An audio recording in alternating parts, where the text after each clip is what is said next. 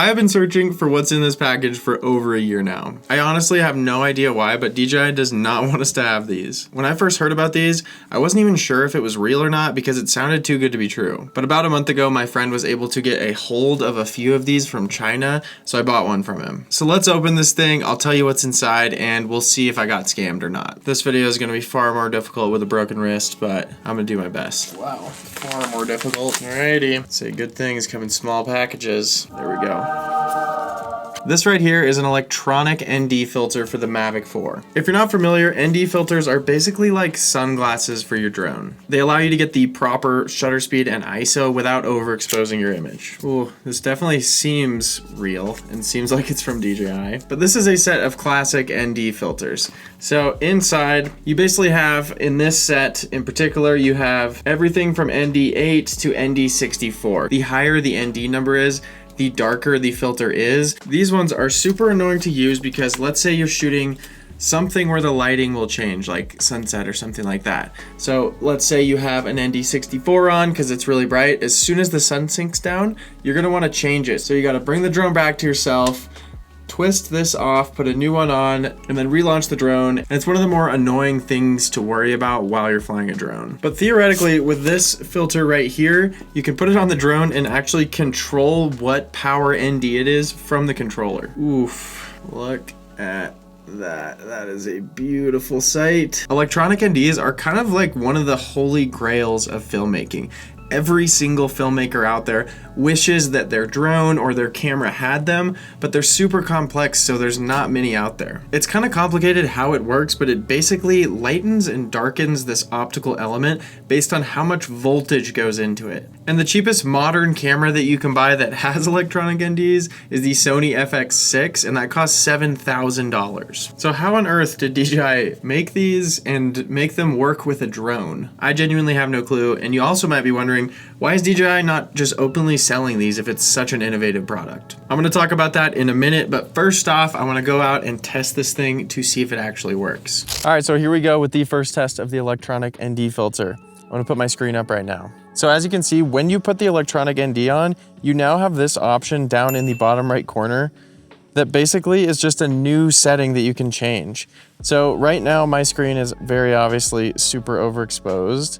So without adjusting shutter or ISO, I can just move this up and it works pretty perfectly. I'm really curious how smooth the auto is as well. So I'm gonna get this thing up in the air, find a composition that actually looks good and test it there. All right, so I like that composition, and I just wanna give a quick rundown for anyone who's not familiar with ND filters. So basically, as a filmmaker, you want your shutter speed to be double your frame rate, and you also want your ISO to be as low as possible. As you can see right now, my electronic ND is just at a 4. So let's say I didn't have an ND. Basically, how I would get the image to not be overexposed is by raising that shutter speed up. So right about there is about what I would have to do. But if I'm shooting at 1/200 shutter speed, you're not gonna get the best results possible. So with this electronic ND, I can just go back to 1/60, hit auto, and boom, it's automatically gonna detect a 27 ND, which is so freaking nice. I'm actually so stoked that this works. This is especially helpful for flights where you're kind of turning around and the lighting is changing. Like right now, it's pretty cloudy. So we could go from being pretty shady to sunny in a matter of seconds, and not having to worry about changing the other settings and just letting this ND do its job is gonna be so nice. For example, I can spin around and look pretty much directly at the sun, and this thing, there it goes, up to 63. But then I can swing around.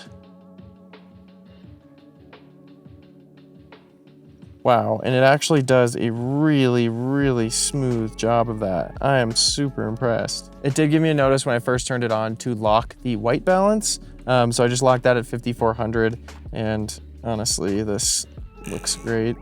Gosh, this This is so nice. I can't tell you how excited I am that I have one of these and it actually works really well. Before I get into my thoughts about why I think DJI is not selling these things and tell you guys where you can buy them, because you can actually buy them, I want to just take a quick second to talk about something that I am super stoked about, and that is a group trip that me and my friend Parker are going to be hosting in Moab October of this year, 2026. We hosted one of these trips last year in Iceland. It was so much fun, but we wanted to do one in the States, and we chose Moab because it's genuinely one of our favorite places on earth. It is a 3-night, 4-day workshop where we're going to be basically taking you to all of the coolest spots around Moab, like the cool local spots, not the national parks that everyone goes to. We're going to be flying drones and shooting content at every single location.